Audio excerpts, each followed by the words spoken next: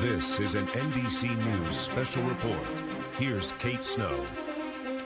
Good day. We're coming on the air with breaking news around the trial of former President Donald Trump on two fronts right now. First, the jury and alternates have been selected for that criminal trial. We'll get to that in a moment, because also just a short time ago, a major law enforcement presence began at that courthouse, a very disturbing incident after someone apparently set themselves on fire outside of that very courtroom in that courthouse. Let's get right to Vaughn Hilliard. He's on the scene. Vaughn, I know we don't know a lot. We're not going to show the video. I have seen it. It is incredibly disturbing. What do we know? Kate, about 50 yards from the entrance to this courthouse where Donald Trump is currently inside, and just about 2 minutes after a full jury was impaneled, a man set himself on fire here in an area that is what they call the First Amendment area, where protesters are able to assemble. I want to be clear that we do not know who this individual is at this time, or whether this individual, this man setting himself on fire, was at all in response to what was unfolding here in this lower Manhattan courtroom. He was on fire for several minutes here before police officers were able to put out the fire on top of him. We saw that he was still moving when he was taken away by ambulance here. Of course, there is a major response, law enforcement response here to this scene. Again, we do not know why this individual set himself on fire, but it happened just 2-3 minutes after the 18 jurors that will be the ones deciding Donald Trump's fate in this criminal trial in lower Manhattan were formally impaneled. These alternates were going to be sworn in any moment now. We're waiting to hear exactly what is happening inside of the courtroom at this time. This is a major moment. Donald Trump, the first ever former president of the United States to stand criminal trial. We expect opening statements to begin Monday morning. We have a jury of 12 individuals, 7 men, 5 women, and then we have 6 alternates. We expect, again, opening statements to happen Monday morning. But I got to tell you, Chris, again, this man setting himself on fire just about 50 yards from the entrance of the courthouse. We are told that inside that sirens could be heard, multiple ambulances responding to the scene. This is a moment where there is heightened scrutiny and attention on what is happening around this courthouse for a trial that we expect to take place over 6 to 8 weeks. Again, this was happening inside of an area, Kate, where protesters are allowed to convene. We have seen pro-Trump individuals, anti-Trump individuals, but we do not know what led this man to take this sort of an action here on this Friday morning. Kate? It is disturbing, to say the least. Vaughn, I do wonder about those jurors, because it's been all week of trying to set this jury. There were setbacks where a couple were dismissed at one point. I know today one woman was tearful talking to the judge. Paint a picture for us of how hard this process has been and what these jurors are facing.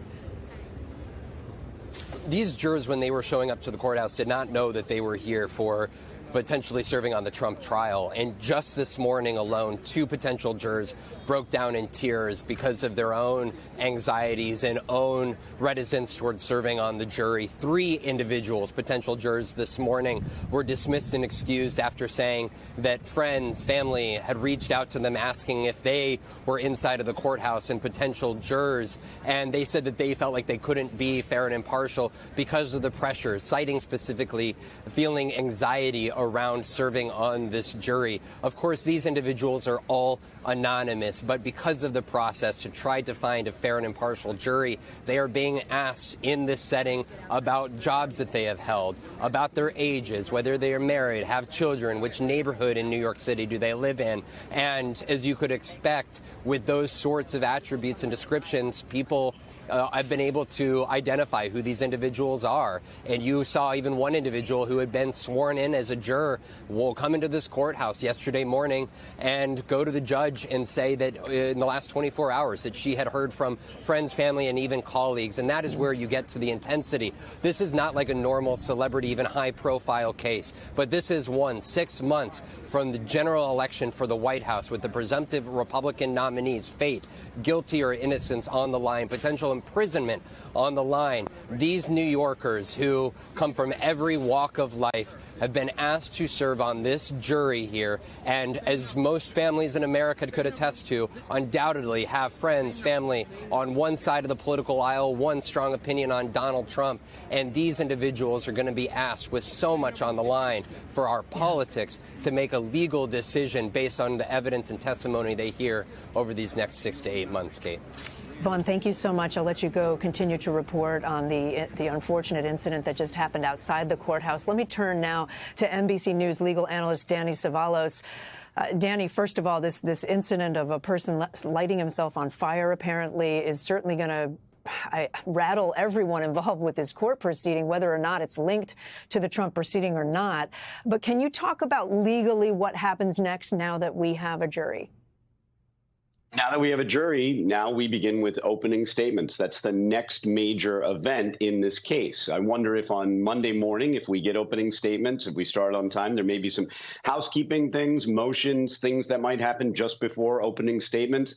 I'm certain there will be filings over the weekend. We don't know what those are yet, but I'm sure they'll be dealt with on Monday morning. But now the show begins. And unlike other cases, you will lose jurors in cases throughout the trial. This is the rare instance where you could lose jurors after they're picked and before the trial even begins. So maybe even over the weekend, some more jurors may come in and say, I'm not so sure about this. This is something that both parties and the judge have to be very aware of, especially when terrifying things like this are going on outside the courthouse. That's something that might intimidate some jurors through no fault of any of the parties or anyone involved in the case. So this is a major concern, and keeping these jurors now that you have them is going to be a challenge for the judge. Yeah, Danny, stand by for us. Let me go to our senior legal correspondent, Laura Jarrett, who is outside the courthouse now. But Laura, if I understand right, you were inside moments ago. Were you in there when this incident happened outside with the person lighting themselves on fire? We were, Kate, and we were not aware of exactly what was going on. We heard some sirens, but it's Lower Manhattan. We hear sirens all the time, and we had no idea the disturbing scene that was playing out just outside of this courthouse. Just moments ago, Judge Juan Merchan making it clear we now have a full panel of 12 jurors and 6 alternates, as you guys have been discussing for the last several moments. But the morning was quite tumultuous, Kate. I mean, several jurors becoming choked up, sobbing at one point, saying, I just can't do it, eventually getting excused one way or another. But it sort of underscores just the intensity of what is happening right now. This is not normal. None of this is normal. And the jurors are really feeling the weight of it.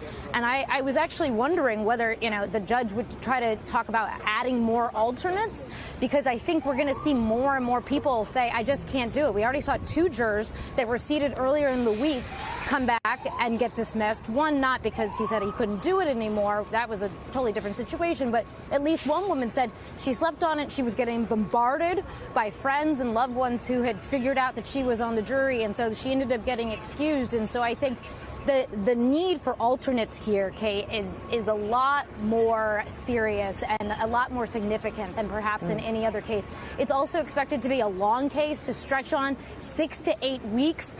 I think it's just the idea that these individuals will manage to stay anonymous, as the judge has ordered, is going to become increasingly more under scrutiny, Kate. Yeah. Laura, 2 questions. Do we know if this jury might be sequestered, if they might be, put in protective, a place where they'll be protected and can stay out of the public limelight? And also, just remind us what this case is about and what we'll start to hear on Monday. Yeah, so in terms of the sequestering, obviously that would be a significant step, being able to not, stay at home with your friends and family. And that would be certainly something I'm sure that the jurors would be dismayed by. The judge has not raised it. The lawyers haven't raised it so far. We'll see whether the security situation and certainly what happened today changes it. That just hasn't come up yet so far, Kate, and it would be totally within the discretion of the judge to decide that needs to happen. We're not there yet. In terms of what the case is about, at its core, this has to do with a falsification of business records. And that might sound sort of legal and wonky, but what the prosecutors want to tell, the story that they want to tell, is that the former president was so concerned about the female vote back in 2016 because the Access Hollywood tape had been released. And so he was concerned about shoring up the female vote. And there was a story that Stormy Daniels was shopping about an alleged affair, which he adamantly denies. And so he directed his former fixer, Michael Cohen, to pay her off in the days ahead of the 2016 election. Now, he denies having any knowledge that any of this happened.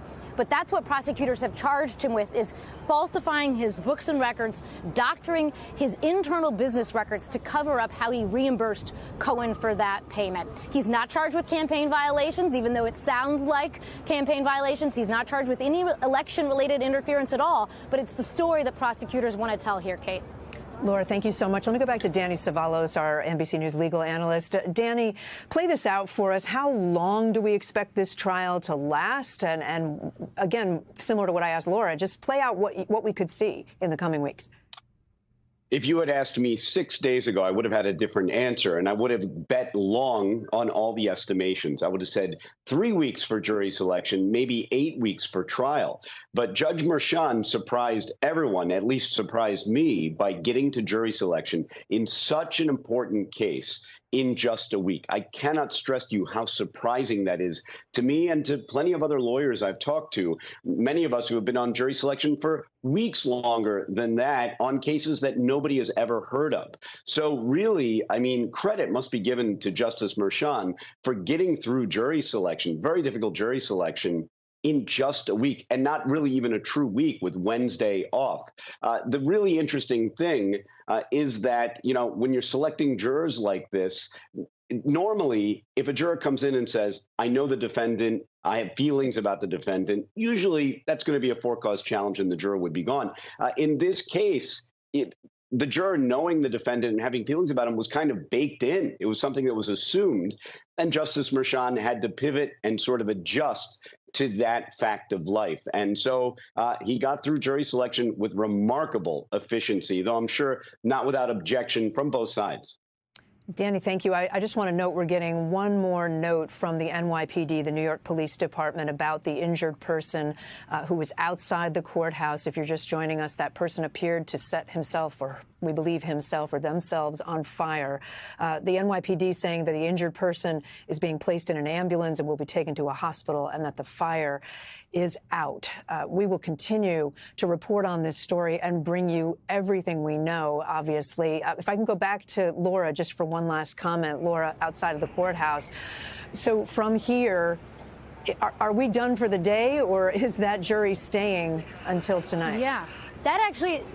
Kate, that's a good question, because before we left, the judge didn't know anything about this, or at least he didn't mention it on the bench. And he said to come back actually at 3:15, and we would pick up with some additional matters here, some housekeeping matters for court. The jury is done until 9:30 when we're expected to get opening statements. But I don't think that we're exactly done with court here. You know, there have been a bunch of different legal issues here, so we're going to go back in court at 3:15 and see what happens, Kate.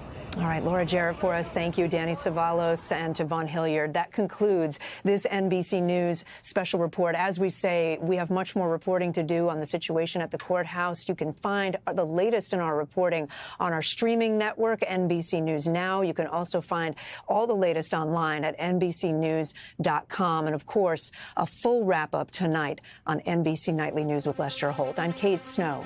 Thank you for watching. Thanks for watching. Stay updated about breaking news and top stories on the NBC News app, or follow us on social media.